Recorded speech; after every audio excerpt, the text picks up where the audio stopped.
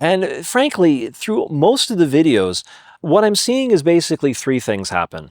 One, the police are viewing this whole situation sort of through the lens of trespass and harassment of a local citizen, local individual. So they just kind of want to deal with that and then have people move on with their day. Two, many of them really appear like they don't want to get more involved in this like they need to. And I sort of see this with the sort of subpoena back and forth. When you look at the way that was handled with the current or former member of BAM that RB is trying to serve the subpoena on, when you watch that, it appears to me that that police officer does not want to serve that subpoena because then they would have to involve themselves in a civil matter and they just don't want to deal with it. Keep in mind that this video talks a lot about how incriminating the leaked body cam footage is for the police, but this is very, given the context in the previous video, incriminating for BAM, because this is contradicting statements.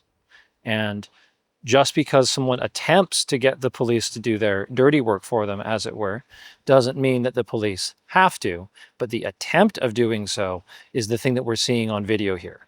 Hi, everybody. As requested, you wanted us and myself to go over the Bricks and Minifigs Scandal redacted body cam police video footage.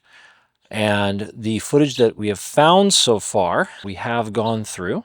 Of the footage that we could find, this is actually some of the context that we were looking for in the previous video. As mentioned in the previous video, the input from that is only coming from one side.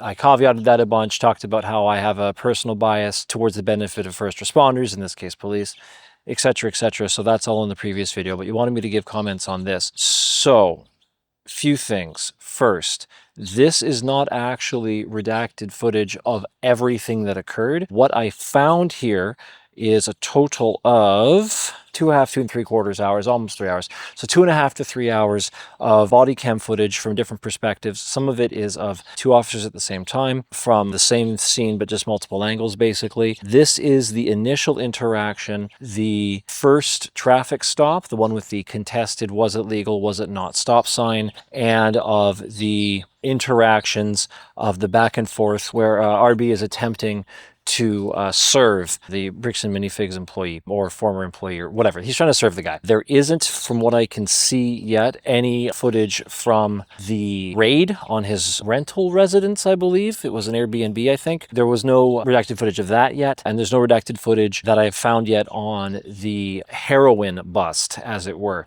So this is stuff that's earlier on. For that reason, there's still going to be the ever-hanging question of, okay, but what about those events? The events where we had the really big question marks in the other video of, you know, that doesn't look right, what's going on there, the more severe things where you're wondering what the police are doing, that stuff later, it's just, we don't have footage of that yet. So all the questions on that will still apply. Also, we're going to do a bit of quick housekeeping here because we saw a lot of comments. So I'm just going to address some of these. There was a comment on how we called Bricks and Minifigs BAF instead of BAM.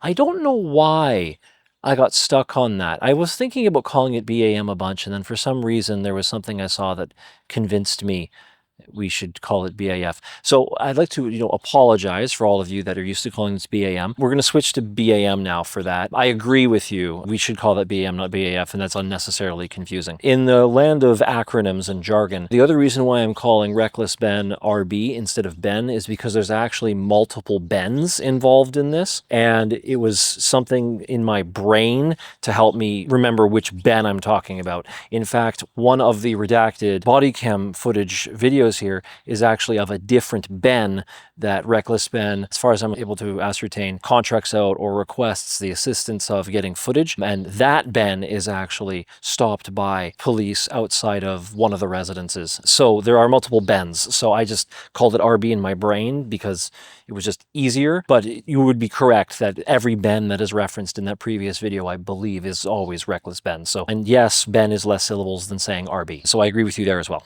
I think I'll still call it RB in this video just because it helps me keep my brain together. I have some notes here. We've written another piece here we have to edit. It'll go up on the prepared website in the article section. I think this video will probably come out before the article just because of the way this works. The reality is that I watched all of this footage basically 3 hours ago. I'm going to try to go through this a bit here. So, In the timeline, the last thing that was said in the timeline, Reckless Ben was arrested. He was released on bail, and then there was a warrant for his arrest put out where bail was going to be not allowed. Effectively, the timeline basically ends, and then there's follow-up post that. Now, in the video, he does reference this, and he does reference this again later, so I'll kind of start off here. So number 30, if we're continuing with the timeline here, is that RB flees to Mexico, or claims he's fled to Mexico to evade the police. So that's the 30th thing. Now I'm going to start introducing dates here because this is happening so quickly that the dates are now kind of relevant. That comes on May 30th of this year, 2026. Number 31, BAM attempts to go after RB through Patreon. And we have another video up on the 1-ish minute clip of Patreon CEO telling BAM to stuff it, saying that if they don't like it, they can sue them, which is, he was gleeful about that. And I personally also found that quite entertaining. You can tell from that video, I'm quite entertained. That's happening on June 2nd, which is 3 days ago as of this recording. This recording's happening on June 5th in the morning. I received all of the videos and stuff on that 5 hours ago. 32 here, and this is what this video is about. The American Fork Police Department, and this is the first time I'm mentioning the department's name, is hacked, and there is a public upload of unredacted body cam footage relating to the event. This is on June 3rd through 5th. Body cam footage is being released as we speak, I believe. It hasn't come out all at once as much as I've seen. There seems to be kind of a slow roll. There may be a huge database of it all that was released at once, but I haven't seen that. But there appears to be just more and more coming out as time goes on. So there is that. Now, RB did release a follow-up video with some of the footage highlights in it, but that didn't have all of the context I was looking for. So as a secondary source, in addition to his video, I've now looked through all of the footage that I could find on this. And something that I want to mention right off the hop here, a lot of this footage should have been redacted.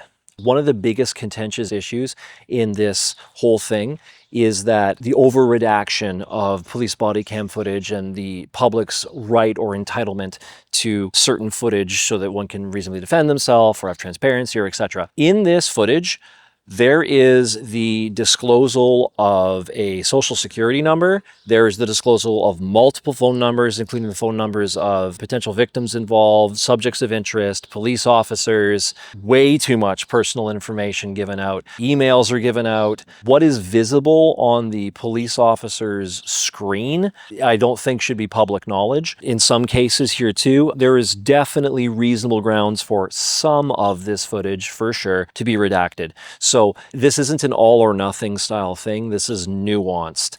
There is an argument that I think people could reasonably make that some of this should have been unredacted, or there should have been a better parsing of it, not just redact at all. There's some debate that can happen there, but there are some parts of this surely that should have been. I want to give you guys context around the American Fork Police Department because they are now particularly essential to this. I call them A.F.P.D because it's a bit faster. Hopefully you like acronyms. So I deal with a lot of acronyms. I like acronyms. If you hate acronyms, I apologize. Some of the things I want to tell you about them because I think this is now relevant. One, they're only one of the police departments that's been involved.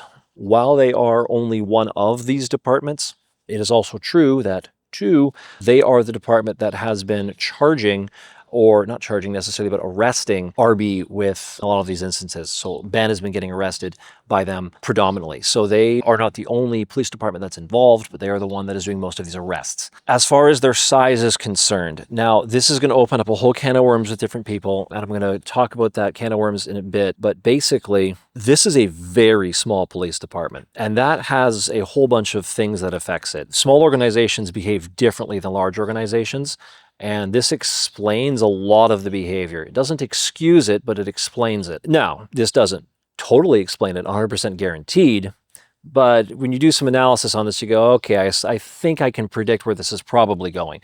So A.F.P.D has 64 employees, as far as I could find total. We're talking, as far as what I could tell from their website, etc., 54 sworn officers total and 10 civilians. They only have 22 officers in their patrol division total. They're serving a population of 46,000 approx people in 2 jurisdictions, so the American Fork and Cedar Hills. But this land, this is only 15.5 square miles, or about 40.5 square kilometers for those of us who go off of kilometers. This is a small area, and this is a very, very small police force. Now, When you have a department that is this small, everyone's going to know each other, and current events are going to spread very quickly to everybody. So while you might not have everyone know every intimate detail, everyone will be apprised of things very quickly, and everyone's going to be on a first name basis with everybody involved. In very small organizations like this, like you'd have with small businesses versus large businesses, etc., if you had like a spectrum from casual to professional, they're going to get closer to casual than the large organization is going to be more professional. If you're someone who's worked in a small business or who's worked in a very large business, you've worked in both and you've seen the difference, you know exactly what I'm talking about. Small organizations tend to be more casual. Now, casual police interactions are something that the public very often might not be very comfortable with. And, I think there's a debate to be had there about how casual police should be, what's acceptable, what's not acceptable. And when you have these very small departments, how easy it may be for them to behave more casually and what that looks like. Is that unprofessional? So I think there's something to be debated there. And that comes into the small organization thing. The other thing that happens with this small organization stuff, and this is going to be a bit of an aside, but just stick with me here. When you have these claims of large conspiracies, so when people have a larger conspiracy claim, like, moon landing being faked, or, a government is conspiring to X, Y, Z, whatever. Those sorts of conspiracies are often dependent upon tens of thousands, potentially hundreds of thousands of people all being in on it and no one leaking anything. So a lot of these conspiracies are effectively countered logically through it's just not feasible because too many people would have to be in on it. When you have smaller organizations, that sort of criticism becomes less valid. So when someone says, this police department's in on it, the first thing is like, there's no way. 64 people though.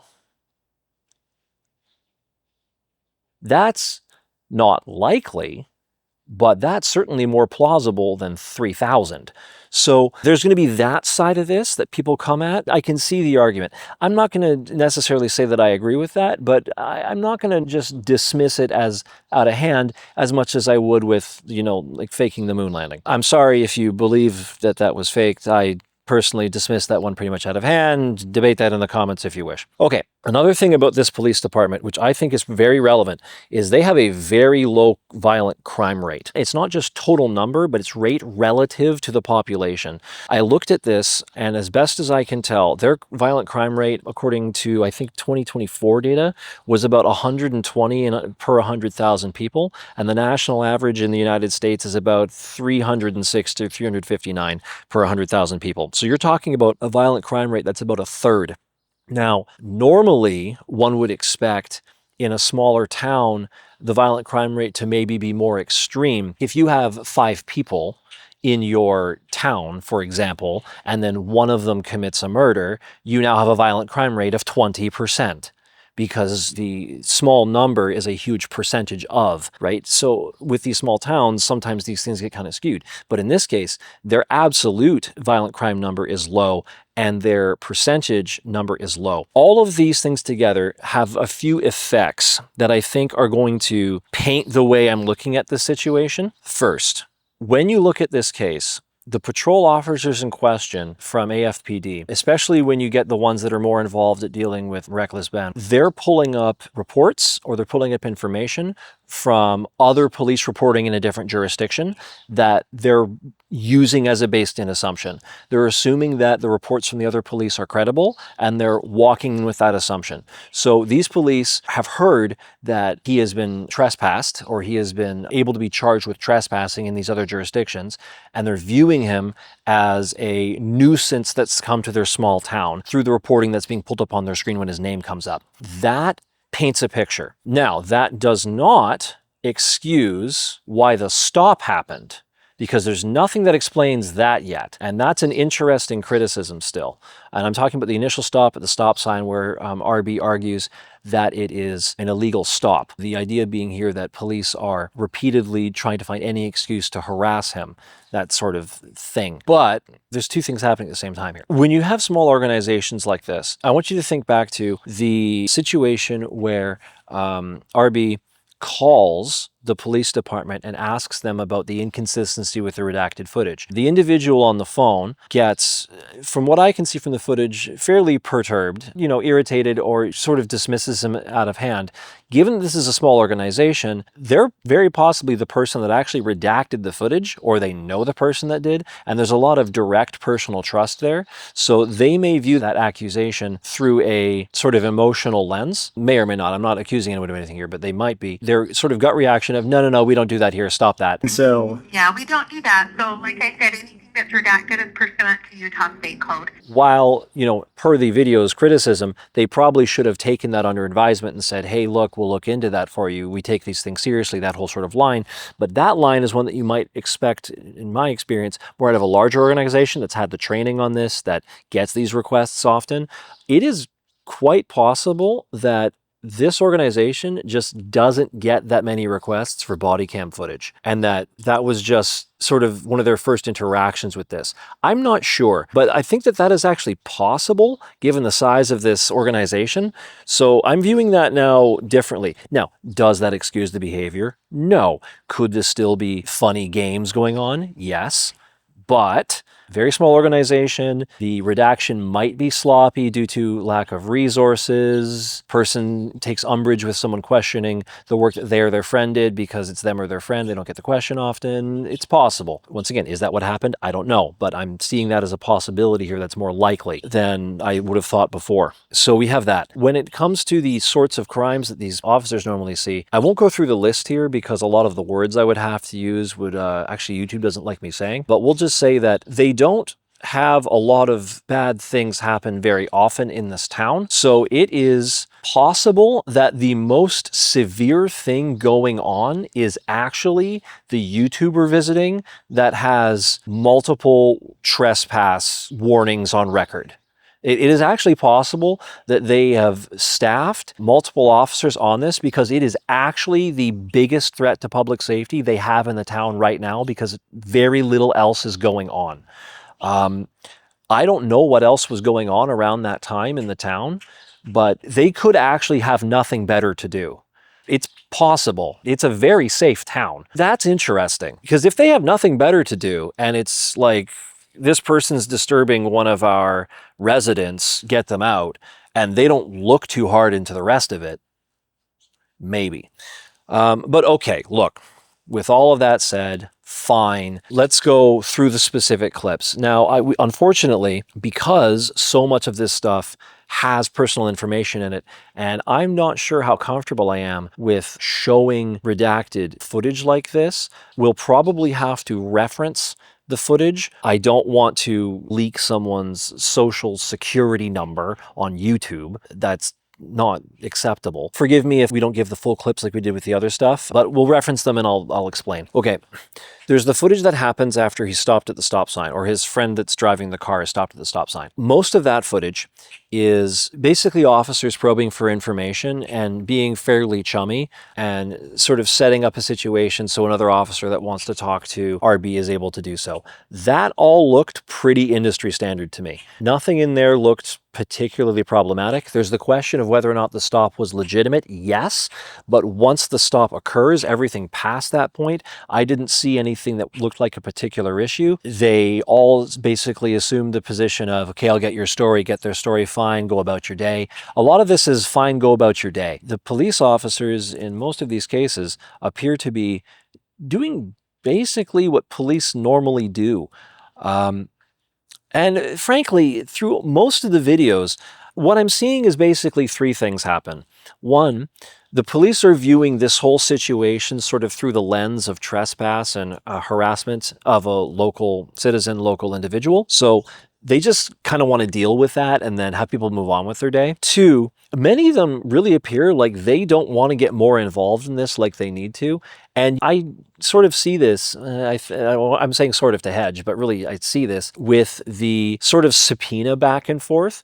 When you look at the way that was handled with the current or former member of BAM that RB is trying to serve the subpoena on, when you watch that, it appears to me that that police officer does not want to serve that subpoena because then they would have to involve themselves in a civil matter and they just don't want to deal with it. Well, you don't have to serve the court papers. If you did serve the court papers, the situation would probably de-escalate pretty fast. You would, I think, have to serve a subpoena, but this is not a subpoena. When you hear the back and forth of that puts me in a difficult position with the officer, some people view that and see sort of malfeasance going on. I view that and I see it could be that. It could also be basically, dude, don't make my day harder than it has to be.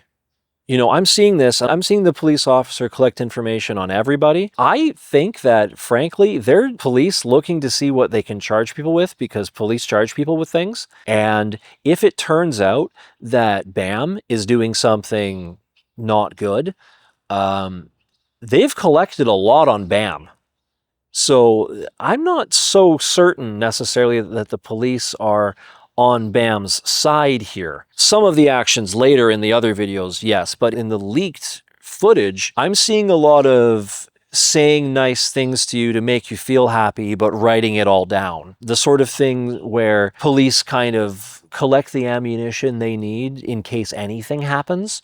I'm viewing this a bit differently. It's possible that I'm wrong, but that's sort of what I'm seeing. Yeah, pretty much. In all of this footage, all the redacted body cam footage that I've seen, and this is, once again, the stuff around, there's no redacted footage that's been shown for the stuff that they really should be explaining, which is like why the arrests were done the way they were done, why that raid was done the way it was done, the heroin thing, like, and there's nothing for that. And the other thing is, think about it this way too. If this police department is being sent on basically wild goose chases all the time and nothing keeps showing up, they're keeping a record of that. And they're keeping a record of this accuser that's wasting their time. Wasting police resources is also a no-no. They are probably, you know, I would assume, getting tired of dealing with RB, yes, but they're also probably getting tired of dealing with the other party if they're getting them sent on wild goose chases. So I don't think that this is necessarily 2 against 1 here. This might be 1 against 1 against 1, and it's like it's a 3-way free-for-all fight, okay? I think this might be a different situation entirely. Yeah, one thing I note in here, by and large, what I'm witnessing is everybody's basically talking to the police way too much without a lawyer present. RB in general is pretty careful, but some of the stuff that some of the other people involved are saying, they're giving way too many details to police that are clearly taking notes without a lawyer present. And the police are clearly taking notes and motivated to find out what they can charge them with. When it comes to things that the police in this jurisdiction know how to deal with, they deal with regularly, they can cite the particular law and they can work on it immediately. When it comes to things that they're not as familiar with, they go back on it. But like the way that they're receiving feedback from BAM by and large and some other people involved in looking at things is the same way police in general would receive information to see if they can charge someone with something. Can you show them a law that they can go, oh yeah, I can charge someone with that, and that'll motivate them? Sure, right? If they're not otherwise occupied with something else of a higher priority, police will do that. I'm not seeing a lot of problems really in the redacted body cam footage. Now, there probably is redacted body cam footage, once again, where I would see problems, but I don't think that that's happening there. Be curious to see what happens in that raid. That raid is interesting. Oh, another one. There also isn't any redacted footage from what I can see that was released on what led up to the sort of aggressive grabbing of Reckless Ben's associate's phone and the sort of back and forth of, well, hey, my wallet's open on this. Well, hey, stop talking, and that whole back and forth. In Utah, they don't have to read them their Miranda rights when they're arrested until they're being questioned effectively, as best I could understand when I did a cursory search. So that actually appeared like that was normal as far as I can see, but I am not an expert in that particular jurisdiction and how that works, so I'm not sure. But that appeared actually somewhat normal, and that behavior could be explained by an officer that doesn't understand the limits of modern technology. I think it is actually feasible to believe that that officer thought that, because they claim that they thought that he was going to delete something off of his phone, I think it is actually feasible that that officer legitimately thought that he could do that. Yeah, which I get it, but I have met quite a few people in my life that are, you know, experts in niche professions that if you take them out of their niche profession, they don't know how it works. They don't get it. It's not too out there for me to think that a small town, very small police force is not advanced or heavily trained when it comes to all of the interworkings of social media, how modern tech works, and etc. They may have better understanding and training on how modern tech works for policing, but they might actually not know the limits of what you can do with a smartphone. It's possible. I know how ridiculous that sounds, but like one of the videos goes over one of the officers explaining to a BAM member about how once something is hit a certain threshold of evidence, it gets sent off to a different resource because they don't do it internally. And if it's below that amount, don't even waste their time. It's something to do with, I believe, there's a claim that RB has some antics involving someone faking being a UPS driver and leaving a package of rubber chickens or something. There's some antic involved. And they're like, they basically say if there's no violence, we're not even basically to deal with it, like, itemize it, but, don't waste our time. I'm summarizing here. There's not really a lot in this. I think a lot of people looked at this sort of stuff like a smoking gun because they looked at what they might have thought the A.F.P.D officers appearing to be coaching the Bricks and Minifigs employee or staff member, whatever, through how to get through the situation. But I saw a police officer collecting information with kindness, which is something they tend to do very well. And the information they collected there from that Bricks and Minifigs member might come back to not be of benefit to that Bricks and Minifigs member. If you've watched this footage and you think, it's particularly biased in one way, watch it again and think about it from the perspective of imagining you're the police force and you're trying to charge Bricks and Minifigs. So don't think about it like that you're trying to charge reckless ban. Think about it like you're trying to charge either both or you're trying to charge Bricks and Minifigs, and then watch how the information is collected again. And then you may notice some things that are admitted to where people should have been on with a lawyer. That's my initial thought.